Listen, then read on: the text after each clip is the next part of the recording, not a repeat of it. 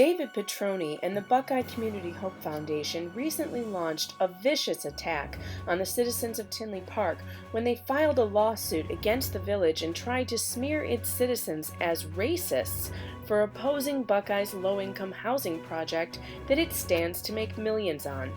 Grasping at straws, the lawsuit had to go all the way to the 1960s to find any evidence of the supposed racism.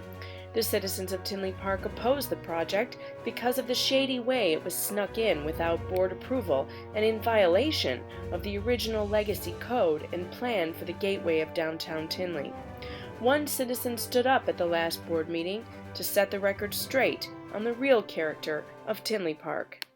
Mine was mainly just a statement for the record. So recently we had some accusations levied against the city and against the citizens of Tinley Park that I think are unfounded. But not only are they unfounded, they actually, to a certain extent, they set a precedent whereby you don't actually have to look at the basis of facts or evidence to assert something about someone. So we were generally referred to as a racist community. I just wanted to actually put some of the facts actually on record, which was actually an article written in August of 2015 by Chicago Tribune. In 2005, not 1960 or not some previous era, in 2005, the citizens, the leadership of Tinley Park bonded together to actually reach out proactively to the victims of Hurricane Katrina in New Orleans. We assembled goods.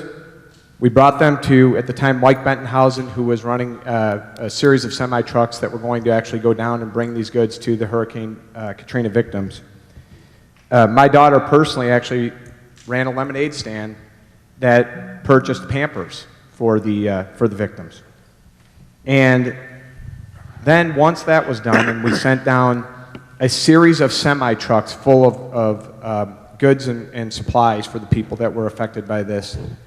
We then proactively opened our arms to the people of Hurricane Katrina and invited them to our town and put them up at the House Center.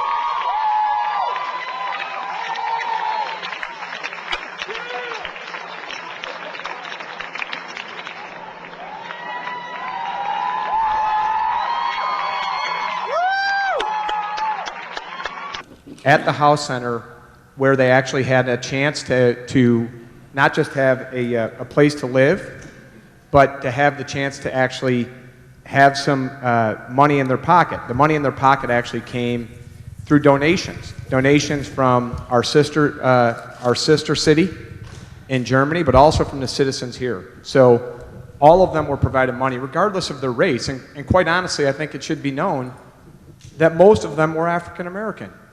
And so we actually had our arms wide open. There is no evidence to substantiate these claims whatsoever, and in fact, the evidence that does exist shows that that is not the character of our town. So I just want to make sure that's clear and on the record. It's so incredibly awesome. I actually wanted to fly to Houston, but my husband told me I couldn't save the world. So if I can save a little part of somebody's life here in my neighborhood, it's worth the effort. I'll tell you, it's really awesome. The last 3 or 4 days have been fantastic. We've had volunteers calling, offering help in many, many different ways. In fact, today at the Village Hall, we had to put on 2 extra people to handle all the volunteer calls that we're getting. We have a library that was an old library. It's literally totally filled with all kinds of gifts and things like that. People have volunteered, they've called, we're sending stuff down the golf court.